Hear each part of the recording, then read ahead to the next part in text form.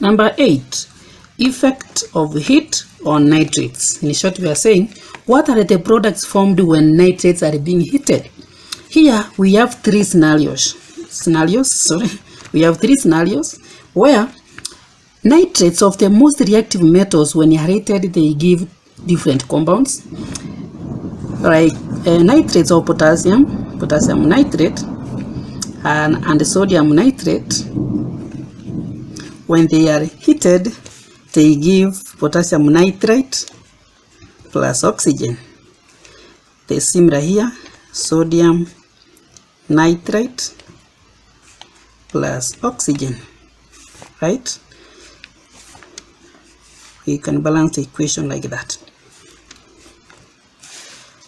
So you should know that nitrates of the most reactive metals, they decompose on heating to form the corresponding nitrite plus oxygen. The rest, except those of silver, Ag,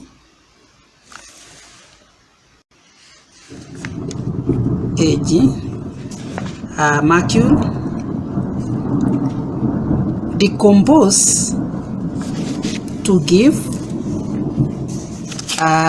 the oxide, nitrogen 4 and oxygen. So this is what I'm saying. Now those that are in the reactivity, the middle of the reactivity series, such as copper nitrate, zinc nitrate, all of those, they decompose. The rest, let me write that the rest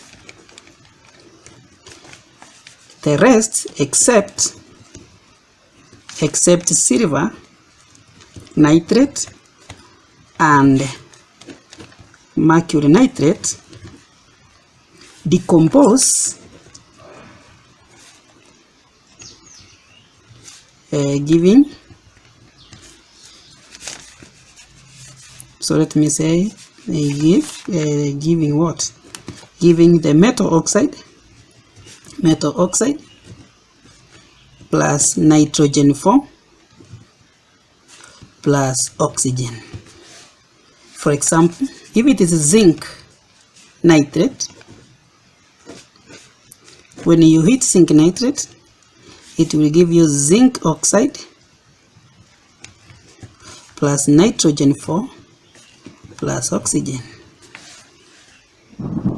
All of them will behave like this except potassium nitrate, sodium nitrate, and silver nitrate, mercury nitrate.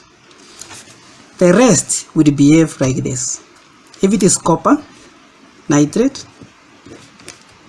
it will give you copper 2 oxide, nitrogen 4 plus oxygen. So what happens to silver and mercury? So silver, Ag nitrate, decompose on heating to give you silver itself plus nitrogen 4 plus oxygen.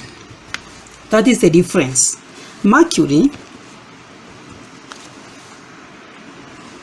will decompose when heated to give you mercury itself plus nitrogen 4 plus oxygen. So you can see the scenarios I was talking about, that for silver nitrate, mercury nitrate has a valence of 2, you should know that.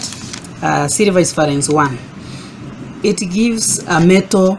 Silver will give you silver, which is a metal. Unlike the ones that are in the middle, the most reactive and those that are least reactive down there, they behave differently. So those are the things you must put in mind for you to score a lot of marks in chemistry, paper 1 and paper 2. Another important thing you should note is the colors of the oxides. You should know that copper 2 oxide is black, zinc oxide is white when cold, and yellow when hot. So those things you should also know them, because they are very, very important in helping you to unravel some kind of questions being asked.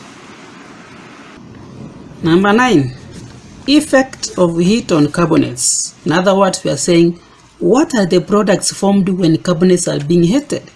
When you heat a carbonate, what are the products formed? First, you should know that Carbonates of potassium, carbonates of sodium, they do not decompose. So sodium carbonate, potassium carbonate, they don't decompose. Don't decompose when heated, because when they are pure, they cannot decompose. But the rest of the metal carbonates